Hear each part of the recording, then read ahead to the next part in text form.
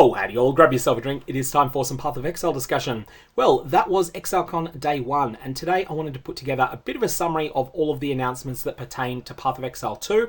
They'll be in this video, and we'll also have a separate video that's going to outline some of the things for the future of PathOfExile 1, particularly with the 3.22 expansion. There'll be another video that'll go up several hours after this video, and I'll put a link to it down in the description below once it is done. Now, one very important thing, there have been some major changes since we last heard any substantial information about PathOfExile 2. The most significant of these changes is that PathOfExile 2 is now going to be an entirely separate game. What's going to happen is you'll have one account for both games. Microtransactions that you purchase on one will apply to the other unless there's a good reason that it can't. For example, something that is Druid specific in PathOfExile 2 may not translate over to PathOfExile 1 because there's no Druid there. So there'll be some corner cases like that. But if it's not obvious that it's not going to translate over, then it will apply to both games simultaneously for any of the MTX. And that appears to apply to both free MTX and also paid ones. Additionally, there's going to be continued expansions for both games going forward. PathOfExile 1 and PathOfExile 2 will have a separate release cadence. PathOfExile 2 may be on a 13-week cycle, that's what GGG currently think they're going to go for, and most likely during week 8 or 9 of that 13-week cycle, they're going to put out a POE1 expansion. I expect this is going to result in a slight decline in the scope of some of the PathOfExile 1 expansions, but it doesn't seem like there's any plans to discontinue support for the game anytime soon. Additionally, POE2 will have the same monetization model as POE1. So basically, it'll be a free trial until you reach a point where you sort of find you need to buy stash tabs.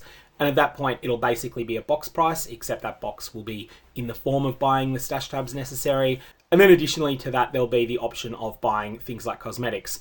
A couple of the things that I think are going to be important consequences of the decision to separate the game. Firstly, there's a number of items in PathOfExile 1 that put substantial design constraints upon anything else that can be designed. If you've ever wondered why the numbers are so low on steel rings, one of the reasons is because Voidforge exists, but probably more important is that Facebreaker exists. If Facebreaker didn't exist, then steel rings wouldn't have to be pre-nerfed to accommodate for this item existing.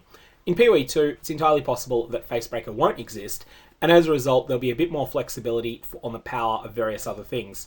But the most significant consequence that I can think of the separation of the two games is that it allows GGG to make different design decisions that are aimed at catering to different sections of the player base with each game. I feel like the way they're going at the moment is that PathOfExile 1 will be the one with all of the zoom gameplay, and PathOfExile 2 will be slower and more tactical. Although this is definitely not something that I can say with any certainty as yet. This is just based upon the gameplay footage we've seen. Additionally, one other major change is that some of the currencies from the game can be redesigned. No one, to the best of my knowledge, has found a Scouring Orb or an Alteration Orb in the PathOfExile 2 beta that's being played over at Exilecon at the moment. And those players that have found a Chaos Orb have found something quite unfamiliar. Removes a random modifier and augments a rare item with a new random modifier. I.e. this firstly annuls the item, then exalts it. This is not necessarily better, not necessarily worse than the existing Chaos Orb. I would argue it's probably better, but it's just something different.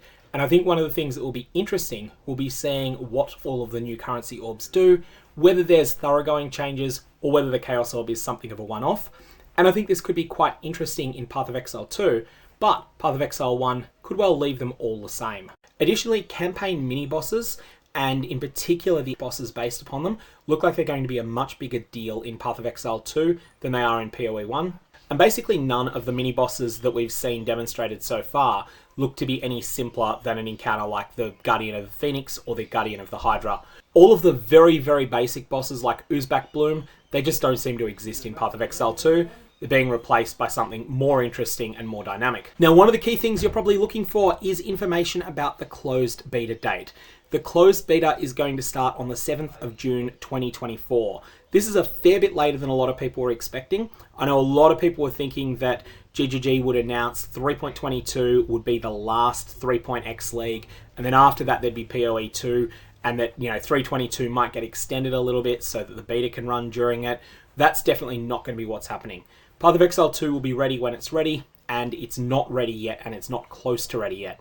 So it's going to be 10.5 months until that closed beta starts. I think to set some expectations of what to expect here, it's worth going through what a closed beta means, because really there are three different types of beta.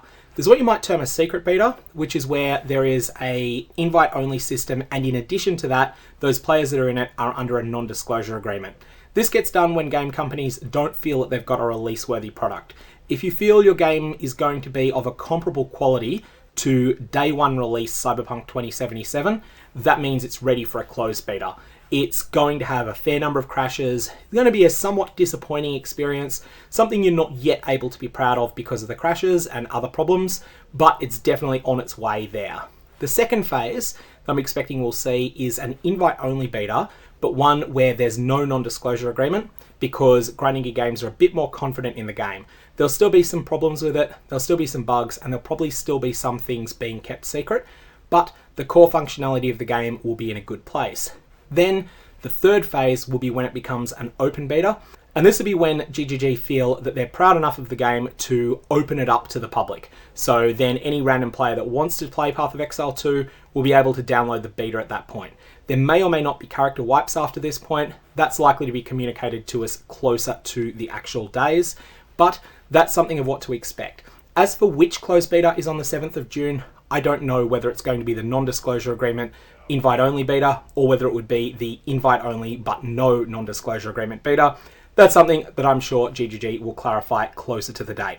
Whatever the case, closed beta is starting on the 7th of June 2024, so that is still a long way off, and there will be several POE1 leagues. There's also a bit of information about the tone of Path of Exile 2. It's set about 20 years into the future of POE1, and the Godslayer is a legendary character. She or he has just obliterated their way through the Pantheon, killed all of the gods, killed the beast, and caused absolute chaos, summoned Kitava, then killed Kitava, and the world was absolutely transformed and ruined. So these were the actions of the Path of Exile 1 characters. Path of Exile 2 characters are then trying to deal with the aftermath of the complete and utter mess that's happened. Now, POE2 will now be 6 acts. It had previously been announced as 7. There's obviously been a number of changes that have been made. There'll be 100 different environments, 600 new monsters, and 100 bosses in the game. Now, 12 character classes is an interesting thing. This is something that came somewhat out of left field. I believe you'll be able to play all of the existing characters from POE1 with the exception of the Scion. The Scion will not be an option here. And there will be a second character for each of the combinations of attributes. For example, if you decide that you want to go dexterity aligned, you can be a ranger, the Path of Exile 1 character, or you can be the huntress, the Path of Exile 2 specific character that doesn't exist in POE1.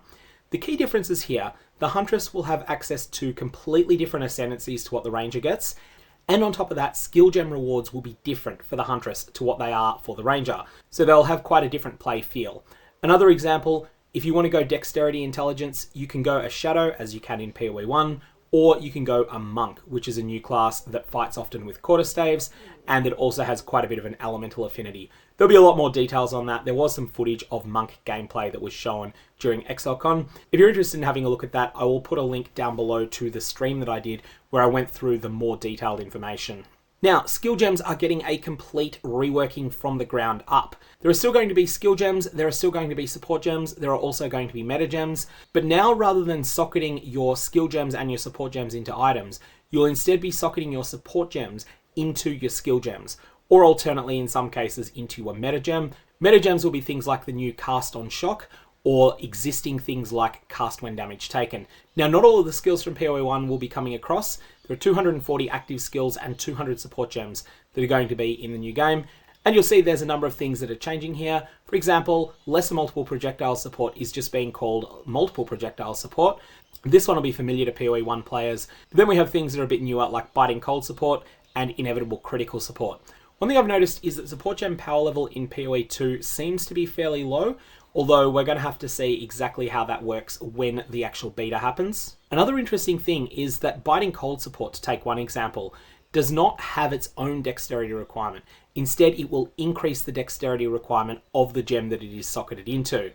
Inevitable critical adds 10 to the strength requirement of the gem that it's in. And that's going to be something that will be fairly impactful potentially when you start stacking 5 different support gems into the same gem. Next, we have one of the biggest changes that seem to come completely out of left field. This is going to be the changes to how weapon swapping works. Weapon swapping is going to be something you will do a lot fluidly in combat. It's not going to be something that you need to manually do. It's going to be something that will automatically happen when you cast a skill if you've told that skill to only be cast with that specific weapon. For example, you can have an ice staff and you can have a lightning staff. You can tie all of your lightning skills to the lightning staff so that you'll only cast them when the lightning staff is out. You can do the same thing, attuning all of your ice skills to your ice staff. Then, if you've got your ice staff equipped and you press the button to cast Arc, which is a lightning skill, you will automatically weapon swap as part of the same action as casting Arc. This will make your cast of Arc slightly slower. However, you'll get a lot of extra power here as well, because you'll be able to set sections of your character's passive skill tree to be tied to a specific weapon. For example, your lightning staff might allocate all of these points on the passive tree, and your cold staff might allocate these points. When you swap weapons, the game will swap over between these two trees. You will not be able to dual spec every single point on your passive tree, but you will be able to dual spec using the points that you gain from skill quests, not from the ones that you gain from leveling up. Now, there's a whole bunch of new items that are going to be added to the game, as is to be expected, and this will be a separation between PoE1 and PoE2. So we have the long belt, which increases flask charges gained, which is a pretty powerful effect, at least if flasks are anything recognizable to PoE1. Now, we have a solar amulet for Spirit. We're going to come back to Spirit in a sec, because this is one of the biggest transformations to the way that one of the core stats in the game works, and that is Spirit is replacing Reservation efficiency and the concept of Reservation. Pearl Ring is cast speed. Votive Raiment is just an energy shield chest. We have the Hooded Mask, which is just an evasion energy shield helmet.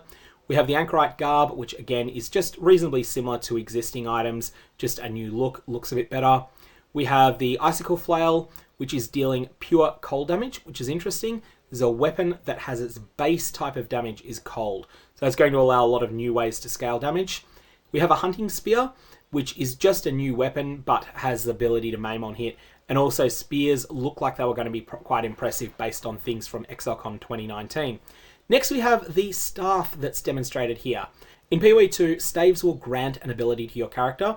Unleash is somewhat of an oddball. Most of the time it will grant a spell that is something you could cast, and these will cost no mana. For example, it might have grants level 10 Fireball skill. That will be something that you can do when you're out of mana, because when we come back to talking about Spirit, everything about mana is being changed, and having a 0 mana offensive ability will be useful. Unleash is something different. Unleash is a spell that you can cast on a cooldown, and it causes the next spell you cast to repeat twice. Then this has a bunch of cool stats on it, plus 2 to the level of all cold spell skill gems, 28 intelligence, 30% mana regen rate, and then enemies chilled by you have no elemental resistances, which is something that could be interesting on a lot of different builds, especially if you have something that can reliably apply an indirect chill, so that you're not stuck at the mercy of whether or not you can reach a monster's ailment threshold in order to deal damage to it. Instead, if you've got an indirect chill, that will just apply, and then after that, Endless Night will ensure that the monster has no elemental resistances at all. Okay, so this is probably a good spot to talk about Spirit. Spirit is a new resource that's going to be available, and it is just going to replace the concept of mana reservation.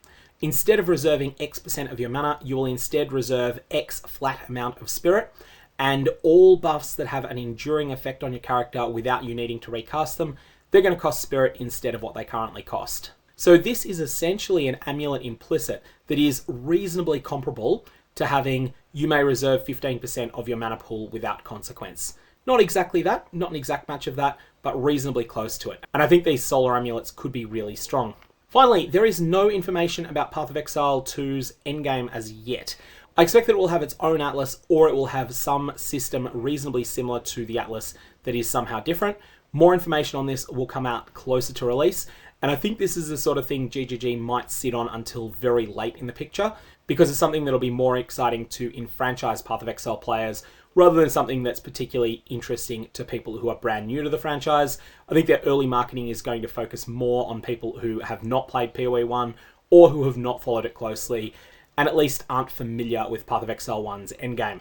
Finally, until the 7th of June next year, there are going to be some opportunities to play PathOfExile 2 at public demonstrations that'll be available of it. So you'll be able to play it at Gamescom in Cologne in Germany. That'll be late in August. You'll be able to play it at PAX West in Seattle in early September.